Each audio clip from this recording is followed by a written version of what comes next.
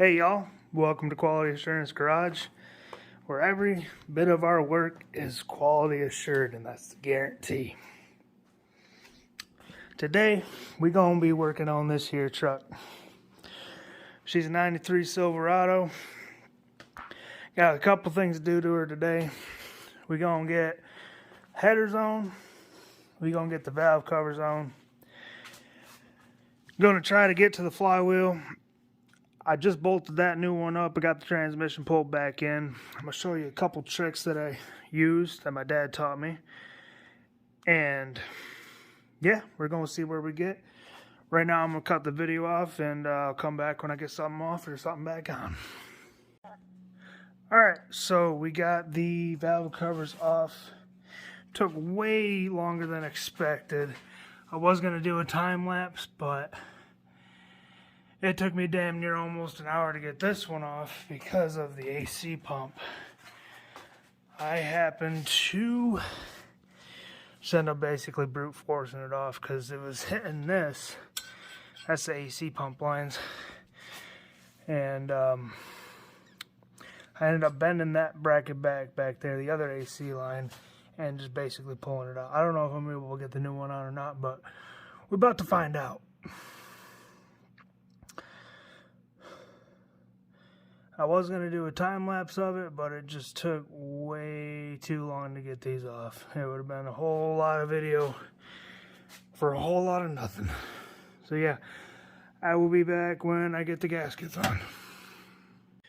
Alright, so I'm going to take a little break from the valve covers for right now. I was cleaning them up, but I'm going to show you what we did underneath. Hopefully this flash kicks on the camera. Oh, doesn't look like it's going to. So, underneath we got a flywheel here. It's a brand new one. That's what we did. Let's see if we got a bolt under here or not. Oh yeah, there's one, but it's way over there. So anyways, what we did is when we took them off, we took the cross member off, you can see here, and we put that jack underneath the trans on the bolt on the pan, about 3/4 of the way back, about right here. Then what we did is you drop the jack down just a little bit after you get this off. You get the cross member off. And then there's these two bottom bolts up here. There's one right here. And then there's one on the other side. So what you're going to want to do is take all the bolts off. There's one right here. This is a 700R4, so there's one up here, two on top of the transmission. Or there's two on this side, two on the top, two on the two sides on the transmission. And then on the other side, there's two more. So get most of those off. And then I'll show you the bolt that you use.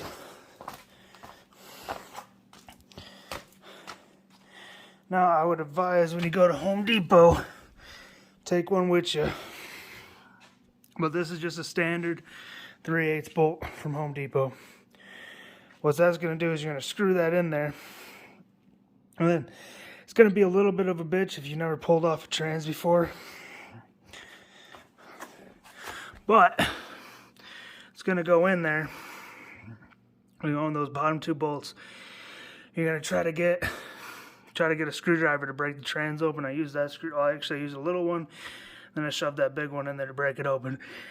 And once you get these in here, you just shake it back and forth and just get that trans pulled back so you can replace that flywheel. And yeah, I would recommend on the drive shaft, zoom that in a little bit. On the drive shaft, get some masking tape when you take it off and wrap it around there so you're not leaking fluid all over the floor, and you don't lose the U-joints. Always a smart idea. Yeah, we're gonna get back on the valve covers. I'm gonna keep cleaning them up. I got most of it. Cleaned up. They're not looking too bad. I'm gonna look at them valves a little bit better, but they're cleaned up pretty good. And I will be back. Well, I think I'm gonna wrap her up tonight because I didn't get very much done and it took me forever. And it was a whole problem. It's supposed to take me 5 minutes. It took me an hour. And it's damn near 4 o'clock in the morning. And I got to be at work at 9. So, we're going to call it quits for tonight. I'm going to add to this video tomorrow so it's not going up like this because there's only like 4 minutes of content. So, fuck that. But yeah, that's what we got. I cleaned up this side a little bit. Just wiped it down with a rag. And then I think these were newish when I got the truck. So they shouldn't take too much to clean up. And tomorrow we shall continue. I guess I didn't get the headers on tonight, and I thought I was, but guess not. It is what it is, though. And I will be making more of this video tomorrow. Hey, y'all. Welcome back. It's a couple days later. I couldn't get out here the past couple days. It's Saturday right now. I think the original I was recording on Tuesday. Anyways, it's Saturday now. So a little bit of progress we got. Got the headers on. Both of them are on. Both sides. Got a new oil cap because the stock one won't fit on these valve covers. We had to go get new bolts as well because the stock ones were too short. And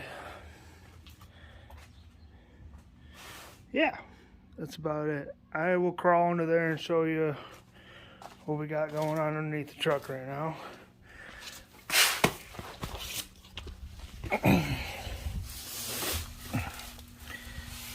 We got the headers on. They're a bit of a tight fit, actually. Got the spark plugs in.